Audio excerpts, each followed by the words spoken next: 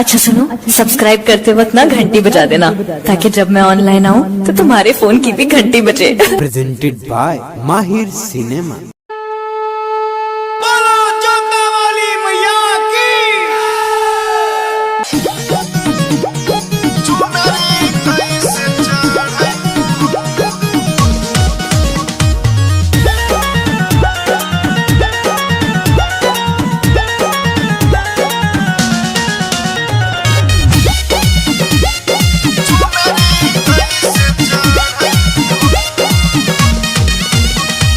लाल झमकौआ साड़ी राजा लाई तो दुपनिया से।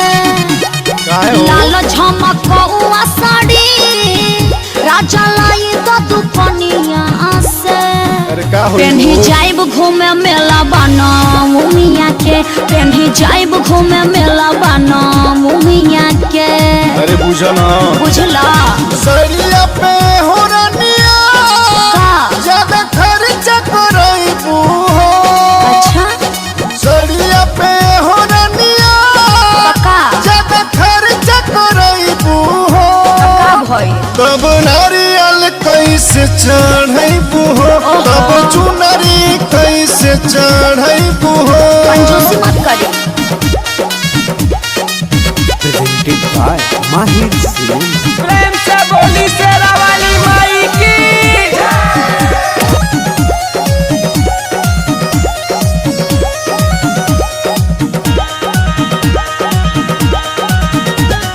सड़िया के दाम नहीं ढेर बस जनवा, धनिया के अपना तू मान ल कहनवा। हर बात के बुझी, सड़िया के दाम नहीं ढेर बस जनवा, धनिया के अपना तू मान ल कहनवा। मनवा झूमेला सोइया सुनी माई के भजनिया के। मनवा झूमेला राजा जी सुनी माई के भजनिया के। पेन्ही जाइब घूमे मेला बना मुमिया के, पेन्ही जाइब घूमे मेला बना मुमिया के।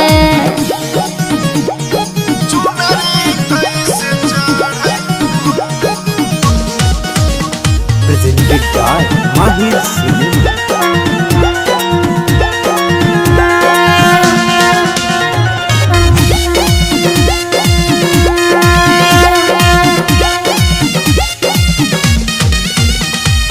माई के दुआरिया रानी कृष्णा जी गईले, मिश्रा धनंजय भी चुनरी चढ़ैले।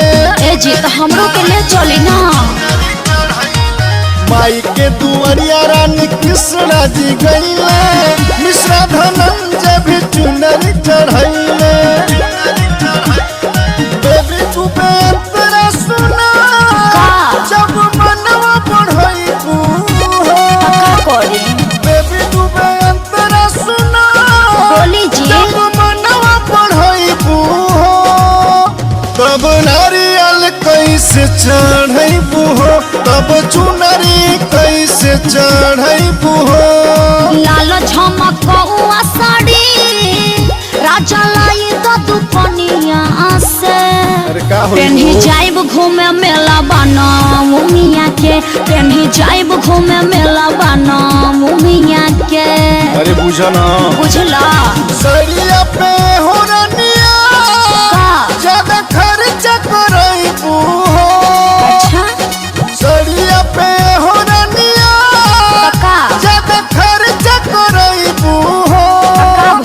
तब नारियल कैसे चढ़इबू हो, तब चुनरी कैसे चढ़इबू हो। कंजूसी मत करी। प्रेम से बोली शेरा वाली माई की। अच्छा सुनो, सब्सक्राइब करते वक्त ना घंटी बजा देना, ताकि जब मैं ऑनलाइन आऊँ तो तुम्हारे फोन की भी घंटी बजे। प्रेजेंटेड बाय माहिर सिनेमा।